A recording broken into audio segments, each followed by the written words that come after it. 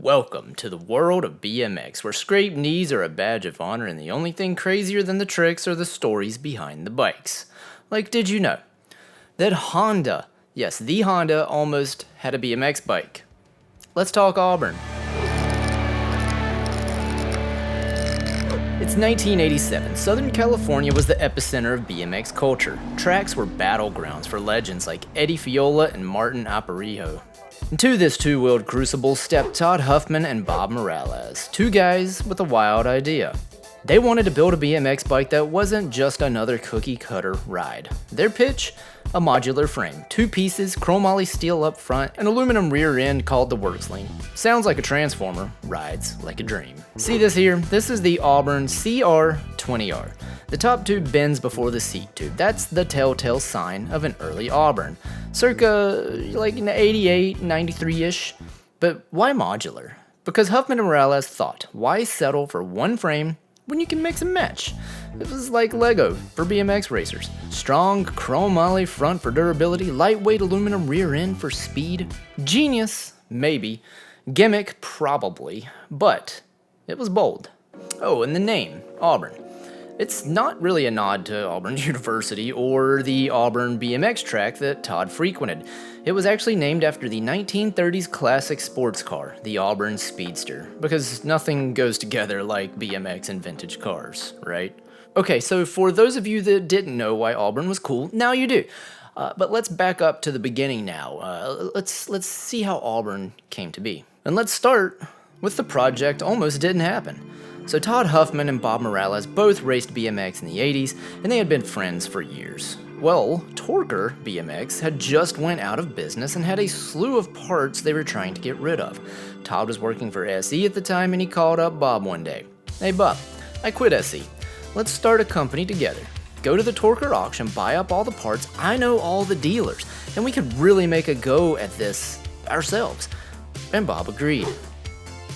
So they get to the auction and the buzzards of the bike industry were already scavenging whatever they could get their hands on. People like Rich Long of GT fame were buying the big machinery and spending big bucks. Torker at the time was getting what I would call kit bikes. The frame and fork were American made, and then they would have wheels and a box of parts, all in a kit, and they needed to assemble them into complete bikes. So Todd and Bob placed a bid on one of these lots that contained like a lot of these parts kits. They got it all for around $3,600. Picture this. Bob Morales, who famously made the Dyno brand that was purchased by GT, was currently working for GT because of that purchase. Todd went to Bob's office and started calling up dealers trying to sell these parts they just acquired from the Torker auction out of the Dyno office. And Bob had already owned the name Moore Distributing. That's the first half of Bob's last name, if you didn't know. And that's kind of what they called it. So, within GT was Dyno, and within Dyno was Moore Distributing. And things were going great for Moore Distributing, but as with all things, Todd and Bob wanted to go one step bigger. And I think they were kind of onto something for the time they were in. Motocross was huge. Heck, the entire BMX industry was only a couple of decades old at this point, and it was based entirely around imitating the motocross guys. So Todd said, how about we pitch this thing to a motocross company and try to get them behind the project? Okay, who? How about Honda? Oh yeah, we can make it look just like one of the mid-80s CR Hondas. We could do a blue seat, gold wheels, red frame. Dude, this could work. They needed something more though. So they decided on taking a standard frame and making it two-piece, similar to a motorcycle frame. The rear end would look something like the Works Link on the Hondas. So the boys had an idea and now they just needed to pitch it.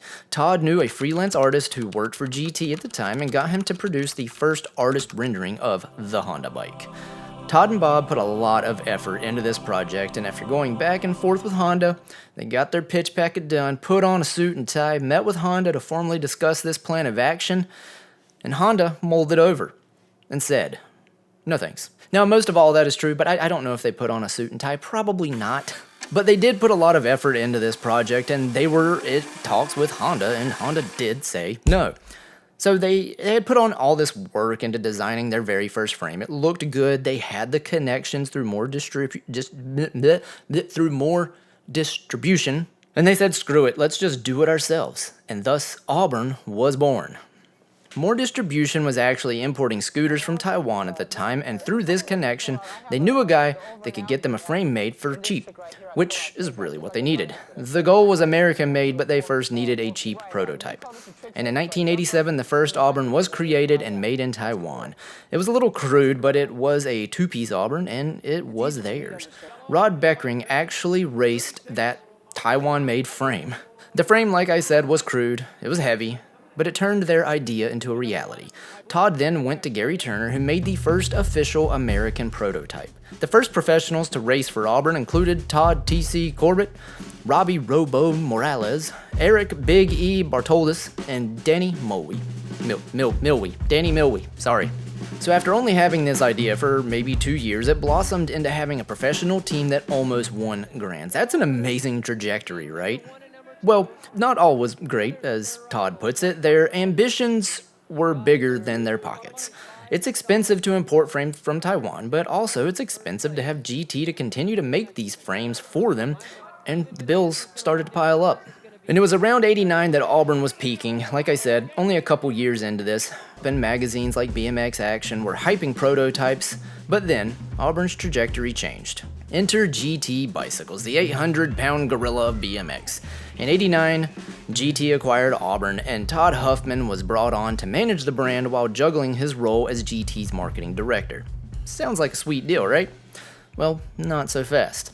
And I'm going to take a second just to do some speculation here, and I would like to get Todd Huffman in on this if he ever happens to watch a video like this, but it seems like to me GT purchased Auburn for the people, for Todd, for Bob, that kind of thing. They wanted the people, not so much the brand. That's just what I gather from the story. Again, I was born in 1990. I didn't live through this. I am just fascinated by the history. But under GT, Auburn did keep pumping out frames, but the magic was starting to fade. The modular design was still cool, but GT's focus was on their own bikes. Auburn became the quirky stepchild, and by 1994, the frames ditched the pre-seat tube bend for a more conventional design, and the mystique started to slip. And by 1997, Auburn was done. Merely 10 years on, GT pulled the plug, and the brand went quiet. I kind of view Auburn as that band that you loved in high school, had 2 killer albums and then poof, they just disappeared. But Auburn's story didn't quite end there. Fast forward to 2013, Bob Morales decided the world needed more Auburn, and he relaunched the brand with the CR 2.0, aimed at younger riders. They had a Mini and an Expert XL sizes. The bikes were still modular, still chromoly, still Auburn. Then in 2017, BMX legend Gary Turner dropped the bombshell, a teaser photo of him welding what looked like a 26-inch Auburn cruiser frame, and the internet lost it a little bit. Was Auburn about to drop a full-size comeback? Spoiler alert, we're still waiting. So no production CR24 or 26 ever really materialized, but the hype was there. There was some bubbles brewing up.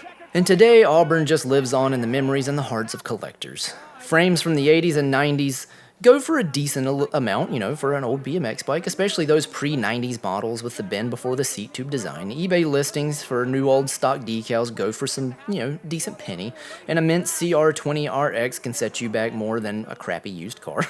And in a world of redlines, Haros, and GTs, Auburn dared to be different. And maybe that's the real lesson here. In BMX, like in life, it's not about being the loudest, it's about leaving some sort of mark, and Auburn did that. One chromoly frame at a time. I listened to a lot of interviews with Todd Huffman about the Auburn subject.